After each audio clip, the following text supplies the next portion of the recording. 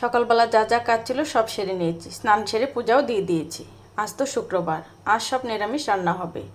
ভাবছি আজ একটু খিচুড়ি রান্না করব। ছেলে মেয়ে ভীষণ পছন্দ করে খিচুড়ি খেতে।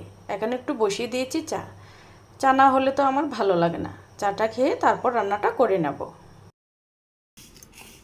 ডালগুলো একটু বেছে নিচ্ছি, কারণ ডালে কিন্তু মুসুরির ডাল থাকে, তাই একটু বেছে পরিষ্কার করে নিচ্ছি।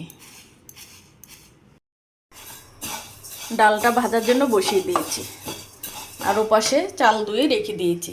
কালো জিরের চাল, কালো জিরের চাল দিয়ে খিচুড়িটা রান্না করলে কিন্তু অনেক সেন্ট হয়, মজাও লাগে খেতে।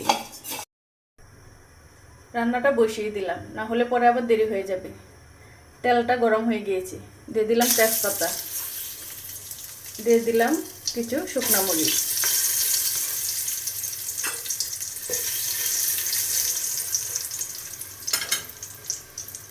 দিয়ে দিলাম আদা কুচি,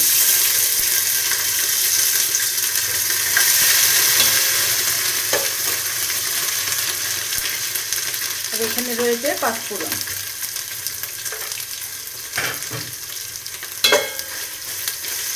একটু ভাজা ভাজা করে নেব।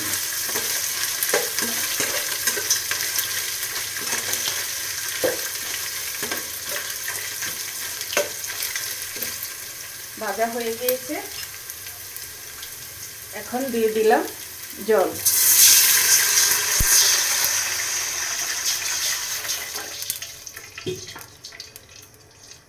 দিয়ে দিলাম মুগ ডাল, আগে আমি ভেজে রেখে দিয়েছিলাম।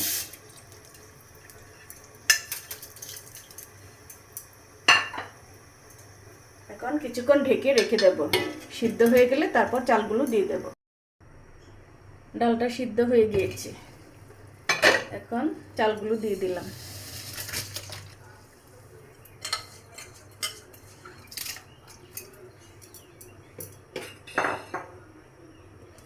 দিয়ে দিলাম হলুদের গুঁড়ো অল্প করে,